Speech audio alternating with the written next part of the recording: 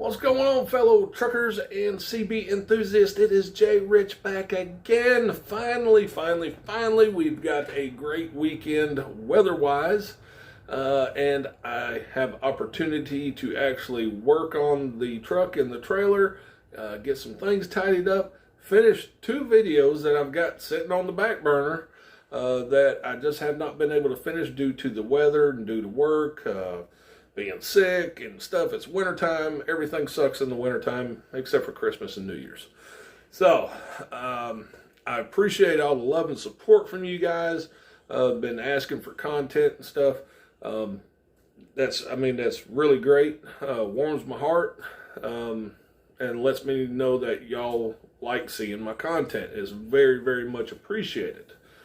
So, like I said, two videos that have been on the back burner. And then I'm working to do two more videos this weekend as well, but those are going to be spaced out. You know, I'm not going to pile up, a bunch of videos at one time. And so for this one, we're doing the coax on the Cascadia. I'm going to show you how I did it on the day cab.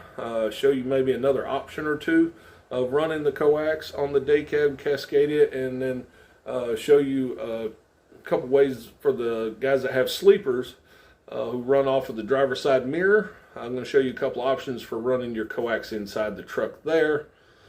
And then we're going to talk about grounding the antenna. I'm going to show you how I know I have a ground problem with the antenna. It's not a coax problem, it is a ground problem with the antenna. And I'm going to show you an easy way to tell that just with an SWR meter. Hang around to the end of the video. We got something special going on. So for all of you watching, hang around for that.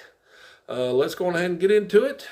Before we do, if you would, go on ahead and hit the subscribe right down there in the corners. Much appreciated. Leave me a thumbs up. And as always, share a comment with me or a question. And yeah. Let's get after it. All right, so into the coax, here comes the hard part. Inside this box, there's a screw, a screw, and up in there is a screw here and here, and the sun visor. All of those are T20. There's two more up here, that's T20. If you come over here to the back panel, there are these little push pins that go in these holes, and then there's going to be some behind this panel that this panel attaches to back here behind this one. So you're going to need like a body trim tool like this, something like that. Your little clothes hangers, there are two screws in each of those. Those are T20. You're going to have one right there and one over in the middle. Again, push pins. Now, in the headliner up here, there is a different type of push pin. It is like this. You must first get the top up and then get back underneath the bottom to pull the bottom out, because this pin goes up through here and expands. So that's where I'm at so far. Oh, and the seat belt, there are two bolts. There is one right here that really does nothing but hold this panel back, and then there's one up here. These are T50. This one is going to be the tough one. This bottom one right here, not so much. So that's where we are. This panel is loose. The headliner is loose. I'd like to have it looser, so we're still working on it. All right, so I've got this buttoned up. You can see the coax right here, and it comes in that grommet. Then it'll kind of come out here. There is a hole way up here in the corner, but it's kind of hard to do with one person. So it comes down, and it'll come back around, and it goes up in the headliner and continues in the headliner. And then it comes out up here, and we're going to let it run down here. and then come in with the power wire and just run it across. So I got to get the upper cabinet button back up, get the A-pillar, the grab bar, and coax is pretty much done. All right, so let me explain this coax. This is the LMR 240. I'm sure it might say it somewhere. Right here. It's going to be your LMR 240 Ultraflex coax. And I'm battling on, I want to make this work, I really do. And upon further people commenting and things like that led me to further research, in that with this you should use a Crimp style PL 259 instead of the standard screw on and solder PL 259, in which these right here are of a great quality. These are caliber connectors, and we were trying to get this to fit, and this is slightly bigger than RG8X. And the problem that you have is with this collar right here, when you slide it on, for some reason it's hard to slide it back up to where you need it, which you need it to come right here. And then you take this ground and then you fold it over like so, something like this. You get the gist of it. So your ground is over the collar that is under here, but when you go to slide it, it grabs a hold of this jacket, and what it'll do is you'll pull this outer jacket over here where you need it to go. And also with this LMR 240, there is a second shield. I don't know if that'll focus or not, but over the white Teflon or PFE or whatever the hell it is, I'm sure somebody will come in and correct me.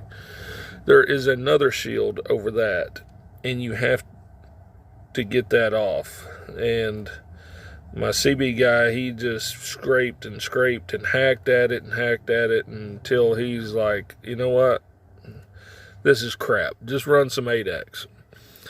But I found out how to get this on there, because it's like glued on, and basically you'll just come around and cut all the way around, and then find the end of it and just gently peel off, and then slide your connector over.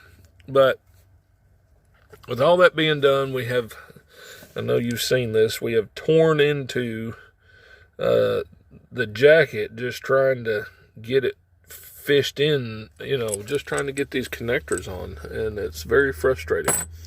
So apparently we need some crimp on stuff, and a buddy of mine, he is on the way here shortly. He has the crimp on connectors, and you have to have a special crimp tool, which he has.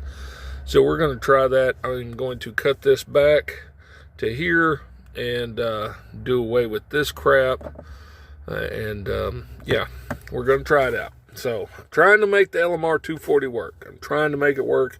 If not, over in the garage there, I do have some 8X that I could fish this back through or whatever. So stay tuned. All right, so we ended up using the LMR 240 coax, and see if I can show you.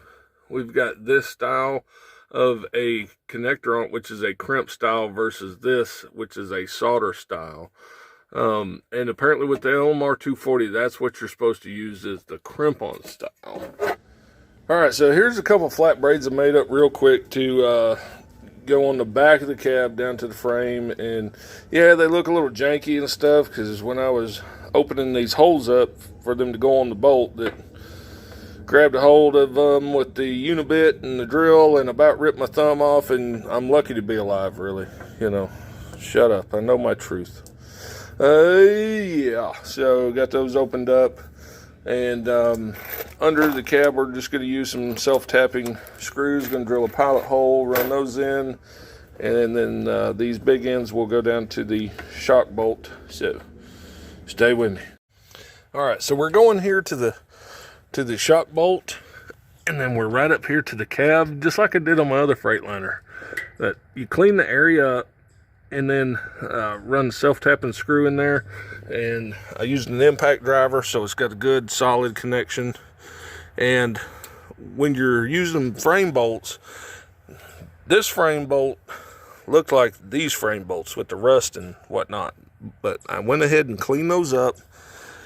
Your washer, clean that up, put that on there.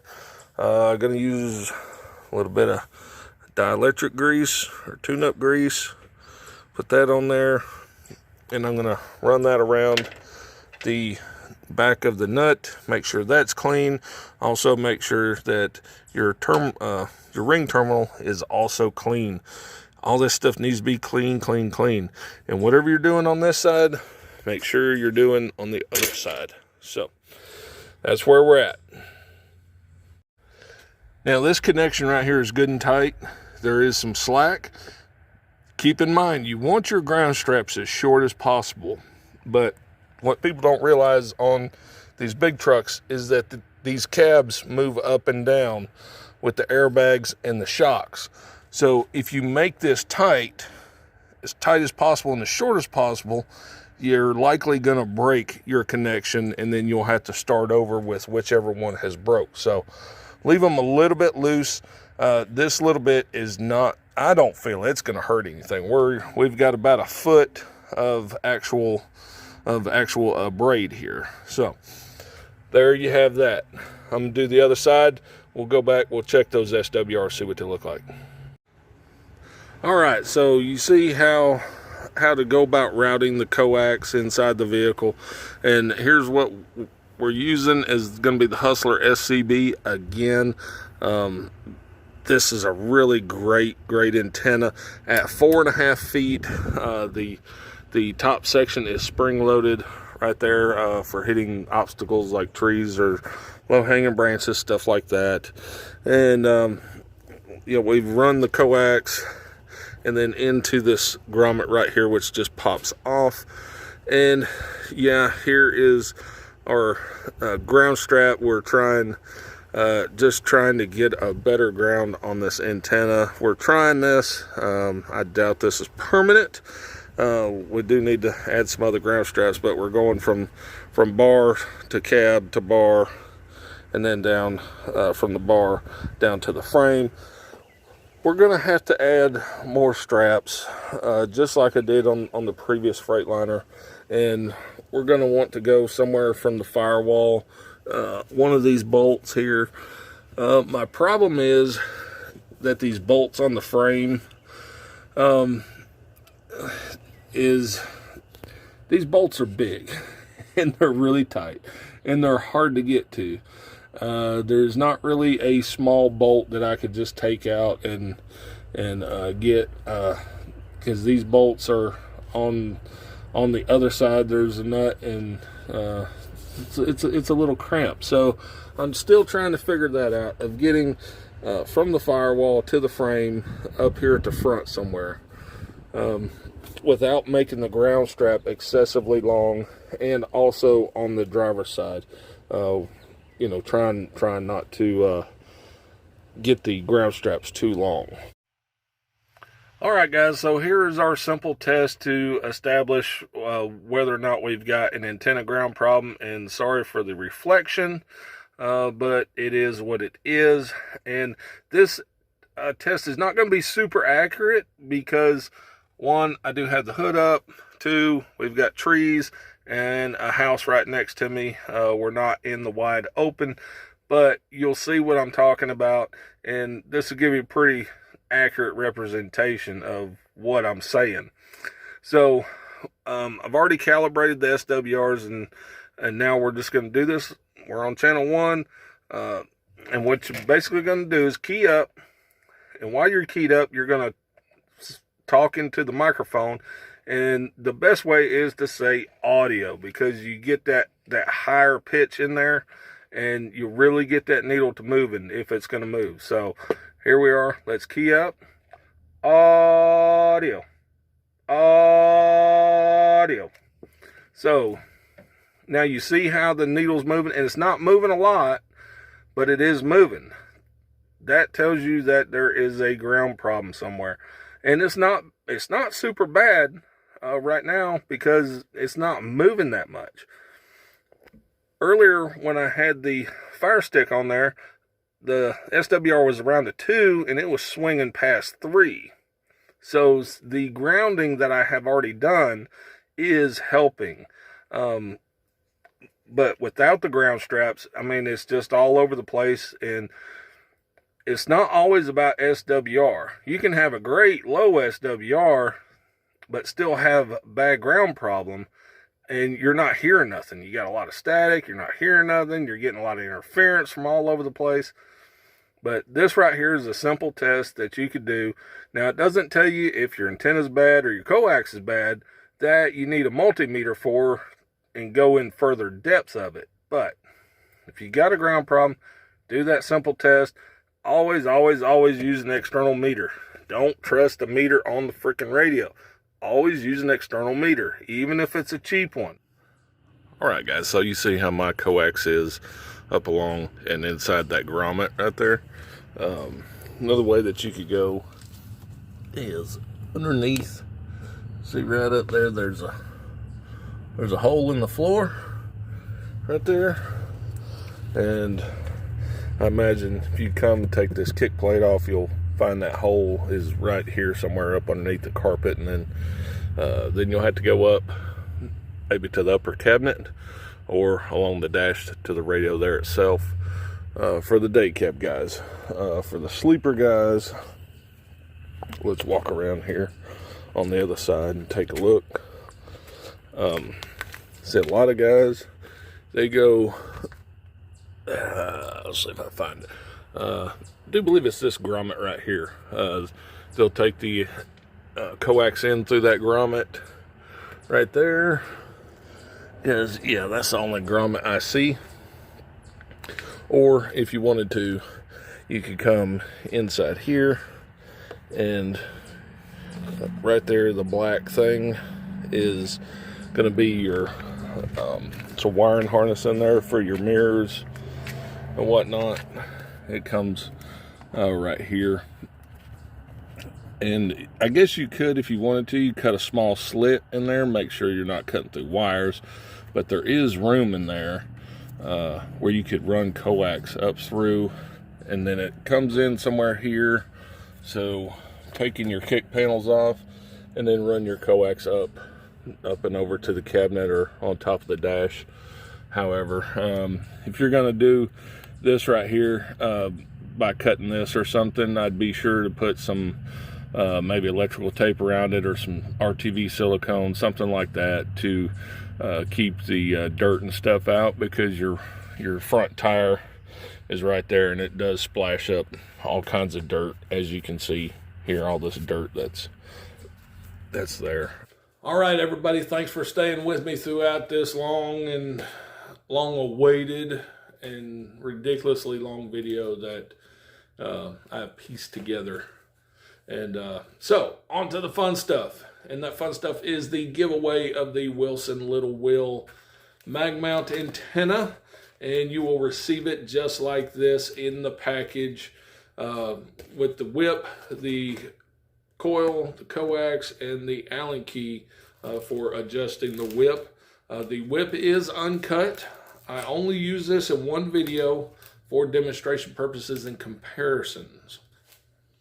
Now, what you need to do for this giveaway is going on for 1 month, and 1 month only. From February 20th to March 19th of 2022, you must be a resident of the 48 United States, and you must already be a subscriber before this comes out. Go to the link down below to my Instagram, DM me your YouTube name and the word CB antenna, Little Will, Wilson, something to that effect. It's very, very simple. And as always, keep in mind, I do not announce giveaways of when they're coming or what video they'll be in. And I don't put it in the description or in the title of the video because I want to keep the riffraff out. I don't need Betty from down the street being like, oh, I need to win that so I can hook it to my TV or something. Betty don't even know what it does. She don't know what it does. She just wants to win something.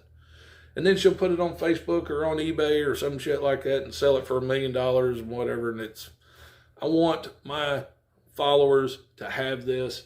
Those who want it, those who need it. If you don't need it and you don't want it, hey, let somebody else have it. That's all I'm saying. Just give somebody else a chance, you know. Don't muddy up the water.